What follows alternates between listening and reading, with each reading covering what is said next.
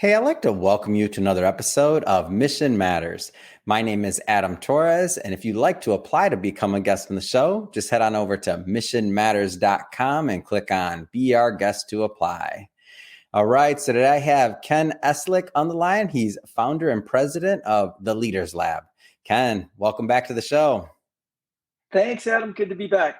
All right, Ken. So I'm excited to have you back. First of all, I know in our first episode, we did quite a bit of a deep dive on your background, the Leaders Lab, of course, and just a whole lot of other topics. So I will make sure that we add the link to that in these show notes so that everyone that's interested can click on that and check out our previous episode as well.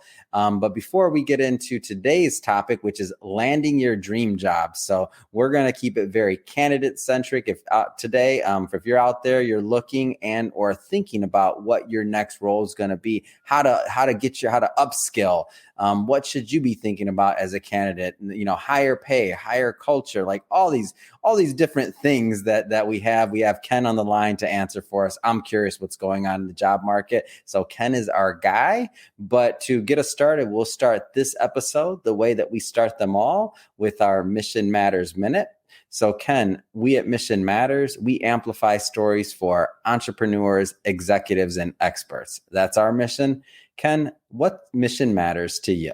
Well, really, our mission when it comes to candidates is helping candidates find their dream job. And I know that's the title of this. I know that sounds kind of generic, but at the end of the day, it really comes down to cultural compatibility to be with a company long term. There's a lot of other things that we're going to talk about, but there's nothing that really fills us up more than we can take a up and coming leader and put them with a company where they're going to be for the next 10 or 20 years. And not only help that company grow, but help themselves and their families as well. So that is our mission when it comes to candidates. Perfect. And I remember being a candidate myself. I remember a lot of things that were going through my heads, a lot of uncertainty versus decisions to be made. So excited to have you here to give us some insight. But, you know, for those that didn't catch the previous work we've done together, maybe start a little bit with your background. Like, how'd you get started on this path to helping people with the Leaders Lab?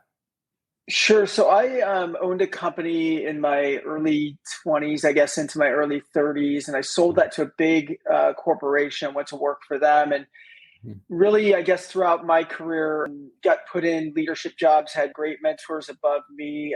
A real passion of mine, even though I was in sales and operations leadership, I was always responsible, as a lot of leaders are, for bringing in talent myself, and building my teams. And there was no one to really point fingers at if I was understaffed. I had to kind of make it happen. And so I was fortunate enough to, again, work with great companies or work for great companies, and had the ability to bring amazing people on board. And I think for anybody in your career, as you get into leadership, you're going to go as far as your hiring and development abilities. Your career will stop at some point, probably pretty early, if you're not good at finding and retaining and developing talent.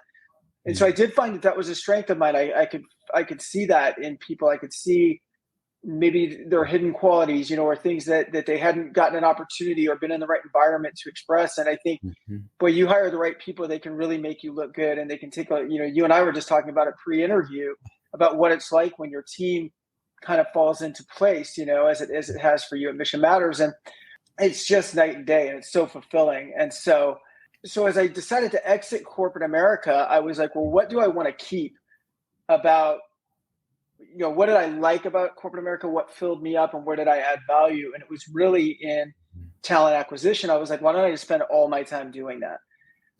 And so really that started about 10 years ago. We focus on sales and operational leaders, particularly in business to business and business to consumer segments. But that's where we're at. So we serve both the candidate and client side, but we're going to focus today on the candidates.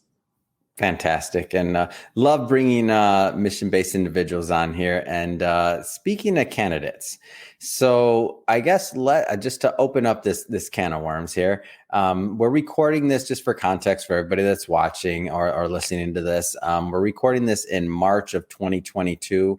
Lots changing in the marketplace overall. So, pandemic, all the other things that have been happening the last couple of years. So a lot of people changing jobs, different work scenarios possibly available, like work from remote, going back home or going back to work into the office. I mean, just a lot shaking up in the job market, period. A lot of different opportunities happening.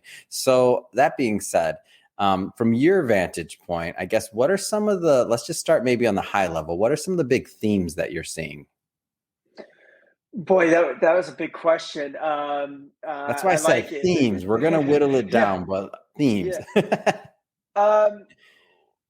One of the I'm gonna talk about it, I guess, kind of globally. In that I don't believe that chaos will be the norm moving forward, right? We're not always going to have supply chain deficits. We're not always going to have high single digit, maybe approaching 10% inflation. Those things won't last to me. Those things are temporary. Career by nature is different than a job, right? And a career is long term. And I guess the theme that I'm seeing people take a short term attitude towards a long term situation. Your career should be long term.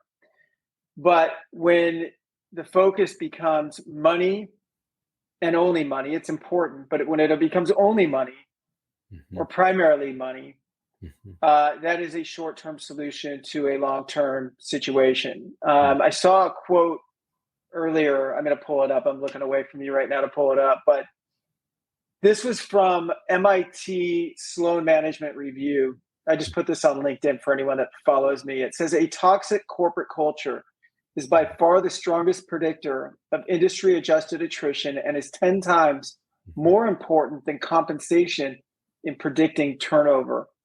And Brene Brown, if you follow her, she's a big thought leader. She posted that and I kind of reposted it. But yeah, it's just huge. So the theme that I'm seeing is people putting less value in culture, even though based on this study, it matters more than ever. It's why you're losing people. But the people that are leaving jobs, instead of, and I'm stereotyping, I get that.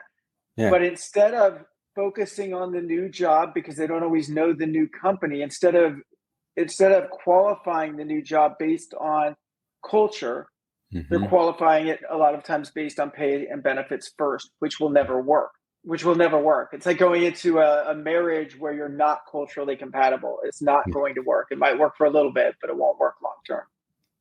Yeah, and just briefly, I mean, from the other side of the coin on this one too, like maybe some of these packages or some of these other things that may not be sustainable when you're trying to aggressively go after talent. Like, not only may it not work on the candidate side, but it may not work on the employer side long term as well, right? Completely. I mean, so cultural compatibility is a two-way street. So if you get somebody. If you were coming to work for me and I didn't have a vision to sell you, if I didn't have a culture that really appealed to you, even if it was just kind of okay, but it wasn't the selling point, then as soon as you have something better, you're jumping ship, right? If the reason that I brought you into my company was money, the reason you'll leave is money, right? Because it was the only point of differentiation that I made. Great words of wisdom, Ken. Interview done. Thank you. Mic drop. I mean, it's really true though. And so, but if you qualify somebody based on character traits, longevity, skill set, cultural compatibility, those things. And I think sometimes when candidates look at this, they go, well, he's a recruiter trying to talk me into a lower salary. And it's like, no, I'm not. If you want to know how recruiters get paid, we get paid when you get paid more. Exactly. So I'm okay with you getting paid more. Trust me. I'm just not okay with that being the focal point of the change because it won't last. And then I'm out of integrity because I put you and our client in a position that's not going to be long lasting. Yeah.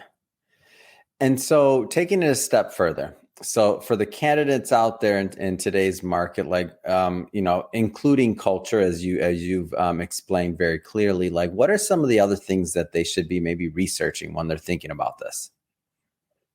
Again, I'm going to stay with culture just for a second, and then I'll Go jump for on it. it, because just within culture, I feel like there's, what culture sounds like such a big word, right? It sounds like it's hard to get your hands around, but I think you can start writing down what is important in a culture to you, because so many things that people talk about, even things like work-life balance, what is the company's position on working weekends? To me, that's part of their culture, right? Do they value family time and things like that? So I would really break down the culture and what's important to you, what matters to you, clear performance reviews that are timely, knowing what's expected and where you stand at all times, having a clear promotional track, even things like, some of the other things I'm going to mention that they should really be focused on, like growth. Growth to me becomes part of culture. It's a separate thing, but if you're with a company that's growing double digits, let's say you're with a company that's growing internally at 12% versus one that's growing at 2%, and they could have the same mission matters, right?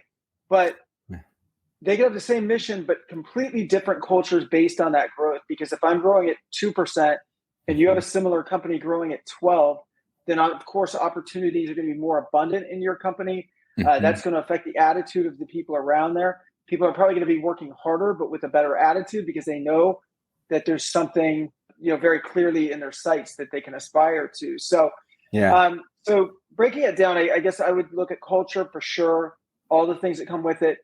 I think growth, I'm going to stay with that now for a second. So growth is so important, because without it, everything that the interviewer says is, I want to use a swear word, but I won't. It's BS. It's just BS.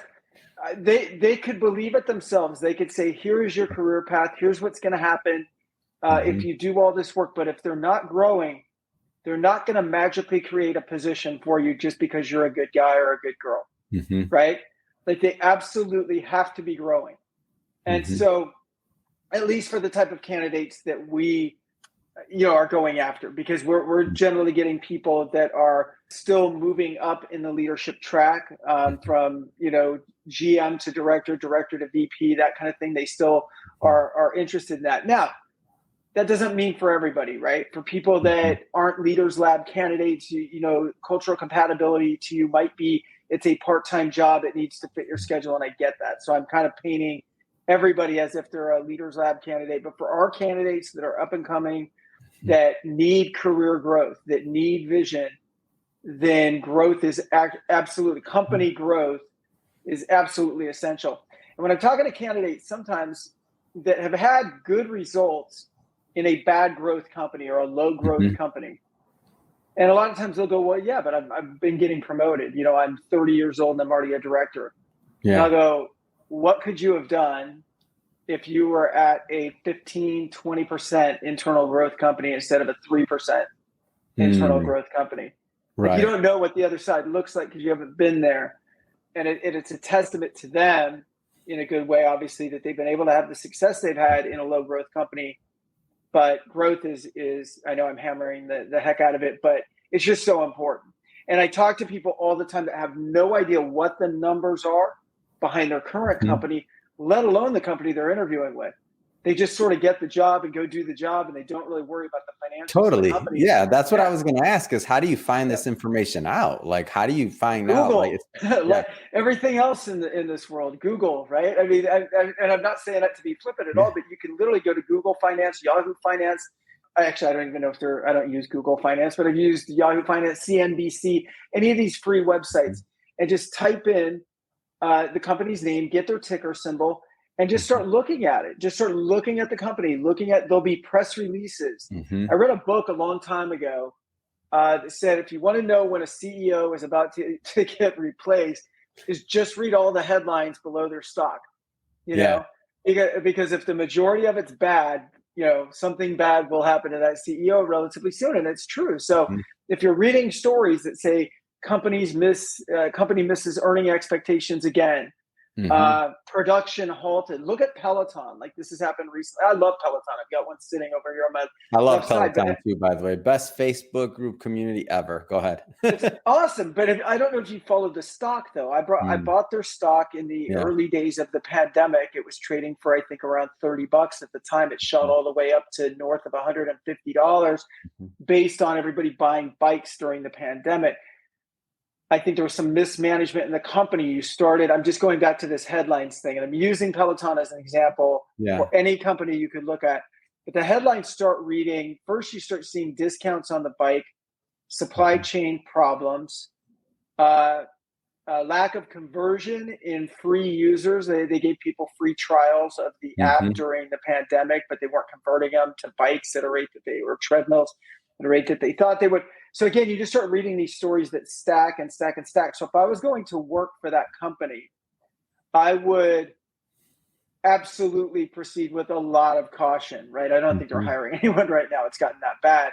But you can read other headlines. Just, are they making their quarterly earnings? What are those earnings? What is their growth rate? You can get all of that information very easily. I mean, I look at a lot of candidates. For a fraction of the time you spend playing fantasy football, if you're into that, you can figure out everything you need to know about your company when it comes to their finances. And if you get the job there, you can impress the people above you with that knowledge. And you'll also know how to better navigate your company because of that knowledge. No, it's great. And then and I guess the thought process here. So the two pillars that you mentioned, culture and growth, like those are two of the big ones. Are there any others that people should be considering? Well, so I said, like, let's not put it right at the top of the list, but I do think that benefits compensation, of course, is very important.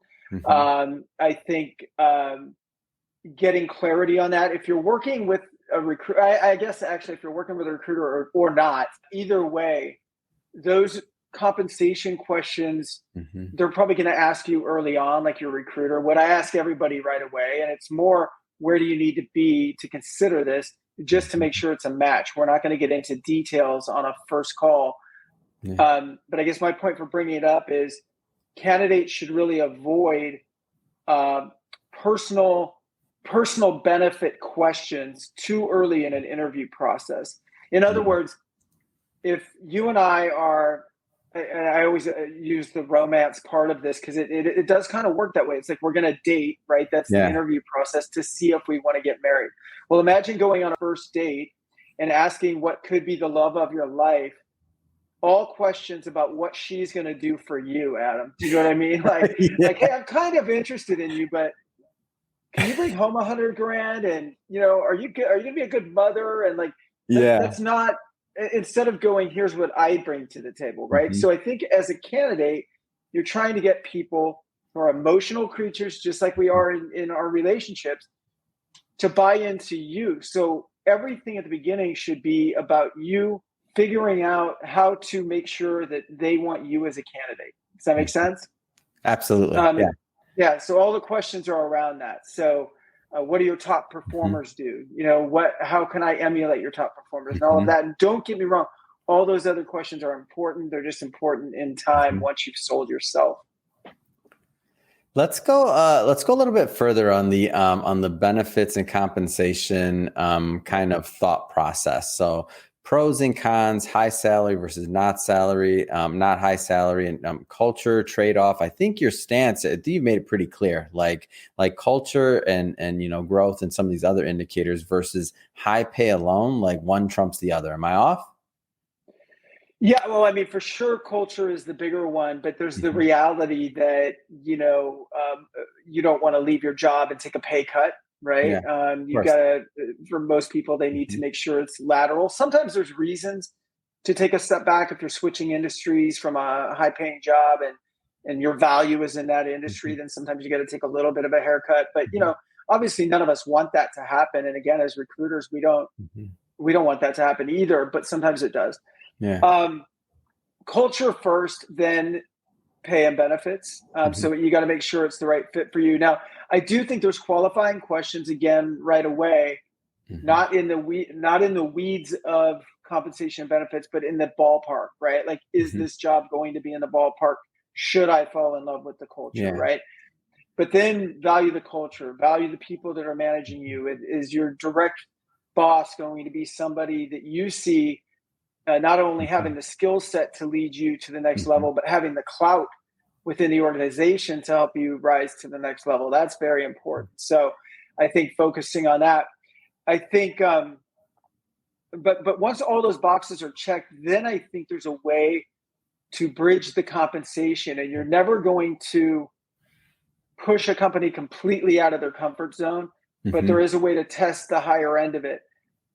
The challenge, and this is where I think, and I'm obviously biased, but I think very logically so, working with a recruiter really helps, because it's the same reason athletes have agents. Like, for sure. Yeah, you don't want to be the one arguing with the team owner, about your salary and all of that. You don't want those hard feelings. You let your agent kind of handle it.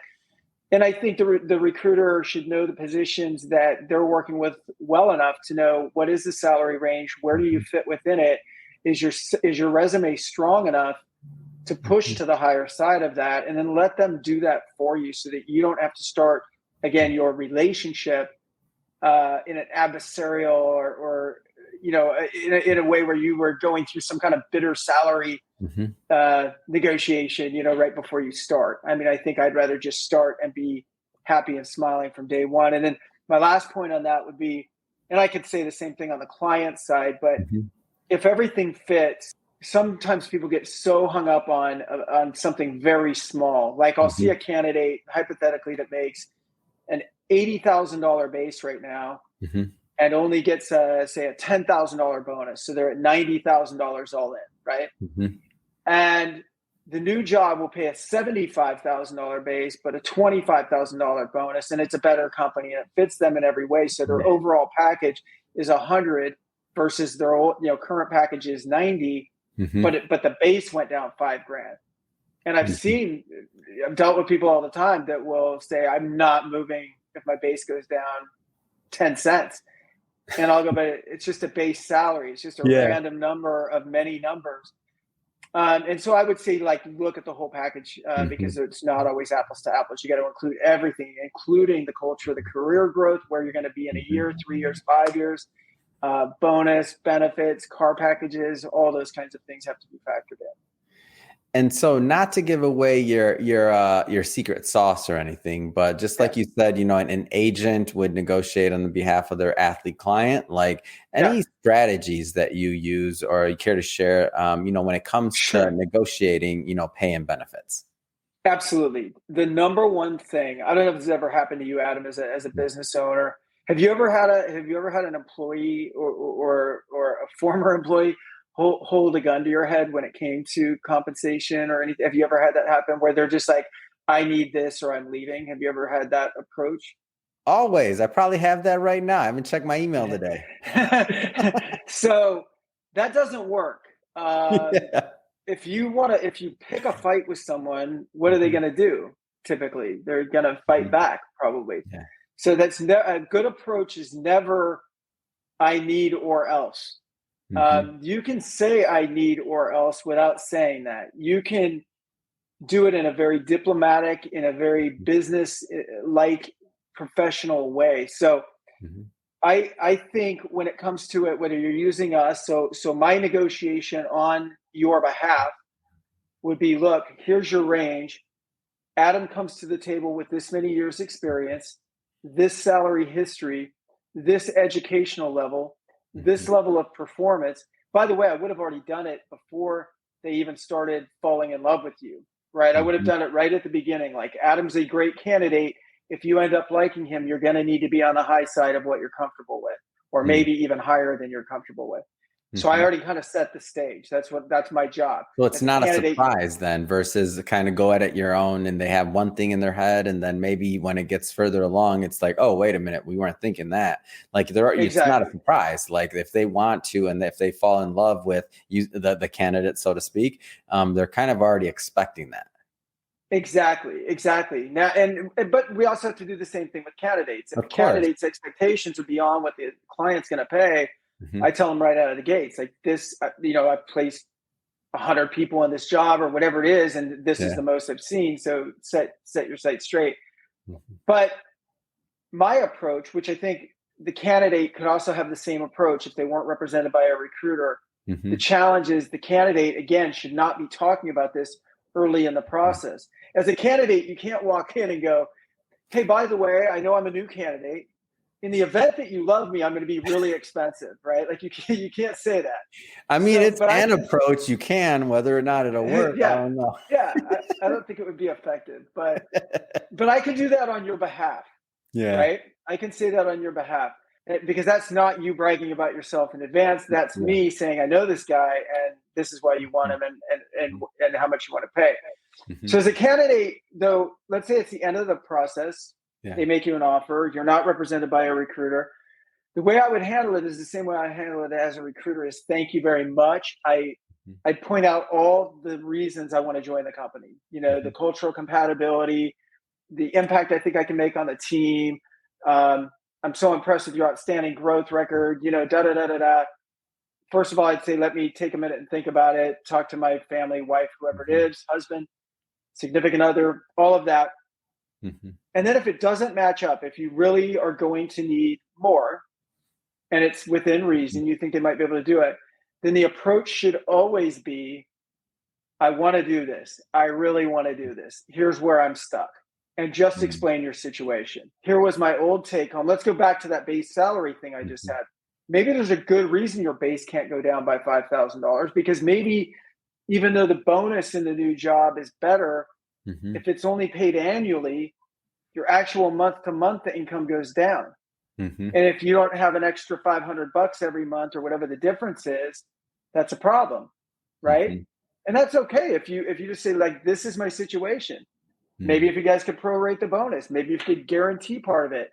Maybe you give me more base and less bonus. Like, I don't know. Like, I want to make it work. I want to work here. If you come at it with that approach, people are going to do everything they can to get you on the team.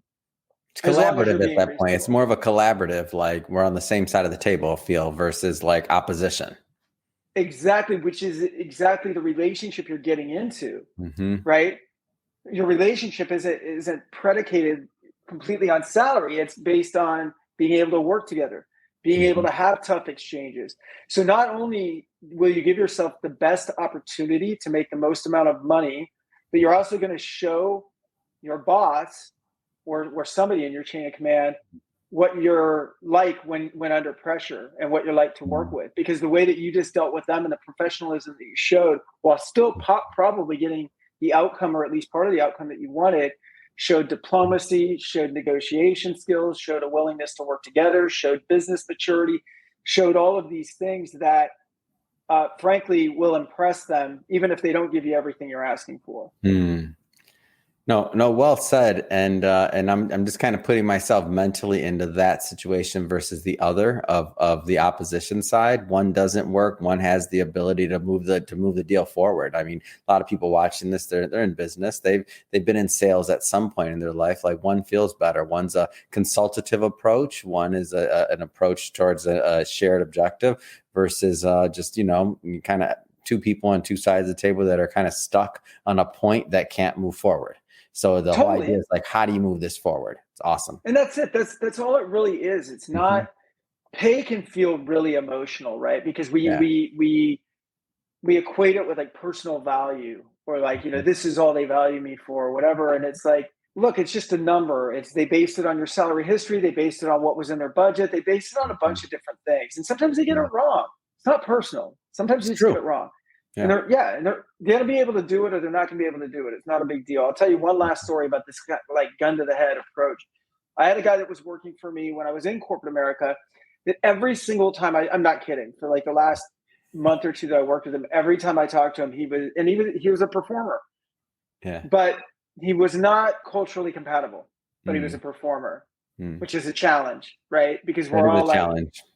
Yeah, especially when they're driving numbers, right? So driving sales. So this person was just, every time I saw him, I need a raise, I need a raise, I need a raise. And we had really taken good care of this person. And finally, I remember this specifically because it had snowed at my house and I was snowed in and I was without power, but I had cell service. And he was really leaning on me. By that point, I already told him, like, you're not getting a raise. We can talk about it at the beginning of the fiscal year and all of that. Mhm. He said, well, I'm going to come up and see you. And I was like, I'm snowed into my house. Like, I don't really need to deal. And he did. I said, I'll tell you what, it was on a Friday. I said, I'll come down and see you Monday. Don't come up. I'll come down and see you. And I made a decision right there that our relationship had become completely 100% transactional. All it was about for him anymore was the money. He couldn't see how we had taken care of him. There was nothing else that mattered. And so our meeting Monday was not about trying to find a way. I had already been trying to do that. It was getting to work before him so I could have a locksmith come in, change the locks to the building, and give him his exit papers. Because if you put someone in a position where you're forcing their hand and it feels forced, then you run the risk of taking everything off the table. So if that's a job offer, the job offer goes away instead of it being collaborative. Or if you're an existing employee, it takes the promotion or raise away.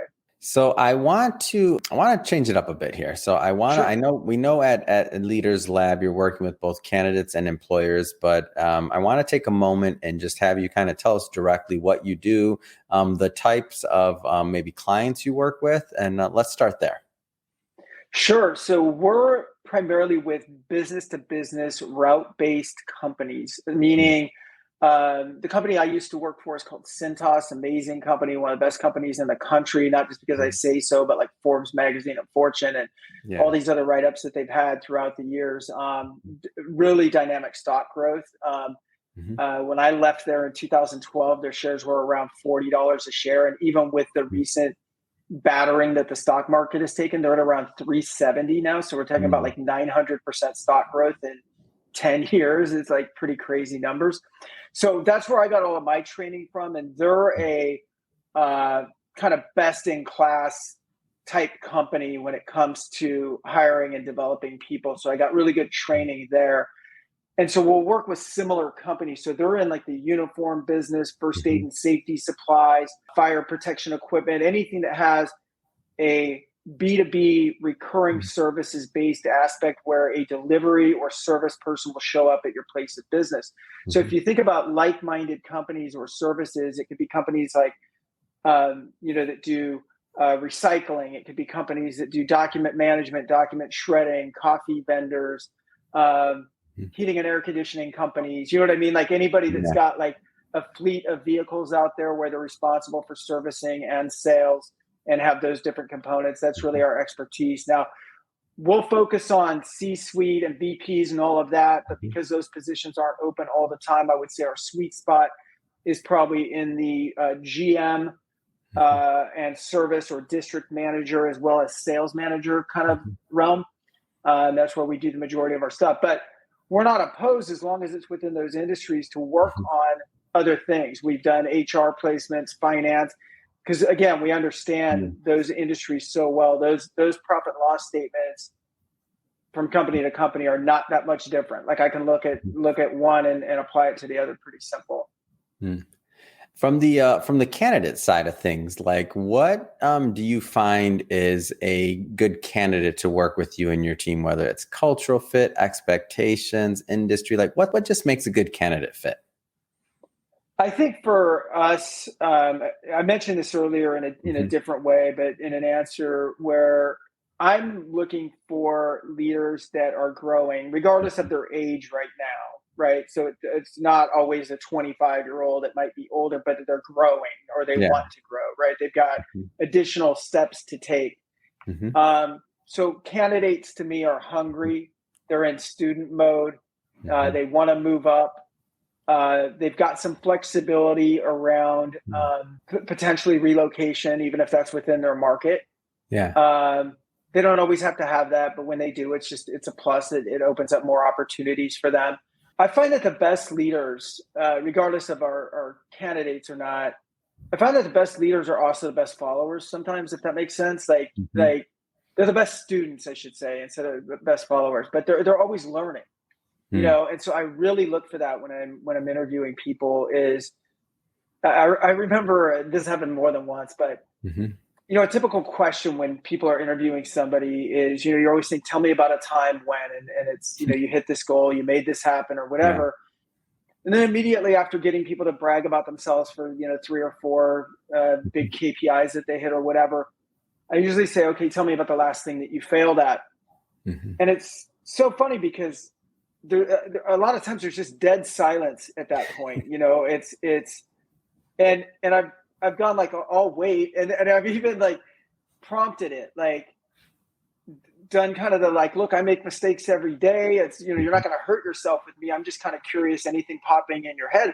I've literally had people go like, I just can't think of anything. Like I can't think of a time where I haven't met a goal. I can't think of a time where, and what that tells me is either they're really, really nervous for the interview and just can't think, or worse would be they're not in student mode. They can't see, they've got a blind spot on their weaknesses. And that is a big problem. Like someone could come to the table with the absolute best skill set, but if they've got a blind spot on their weakness and they're not in student mode, then you're getting them at their peak. And I don't care if they're 25, 35, 55, if you're not growing, you're dying, right? And I don't want to bring someone on that's at their peak, because that's not going to be fun for them.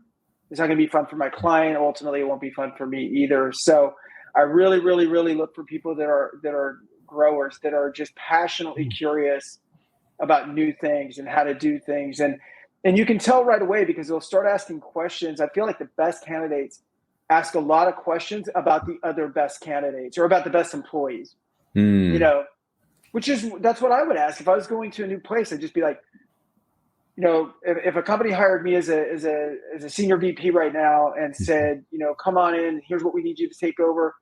I'd be like, all right, what are the top VPs in that company? What are they doing? How are they doing it? Who are my top 5 out of the 20 that are in that role or whatever? And what can I sort of shamelessly steal from them and then improve on to make it better? And so our candidates will ask the same thing. What do you see? What are the top 3 qualities that you see from people in this position? People that are concerned about performing will ask the complete opposite question. What do you think that question is, Adam? Like what's the opposite of the performance questions? It'd be something like, what's expected of me? I don't know. Yes. Yeah. Yeah. What's expected of me would probably be what's the minimum?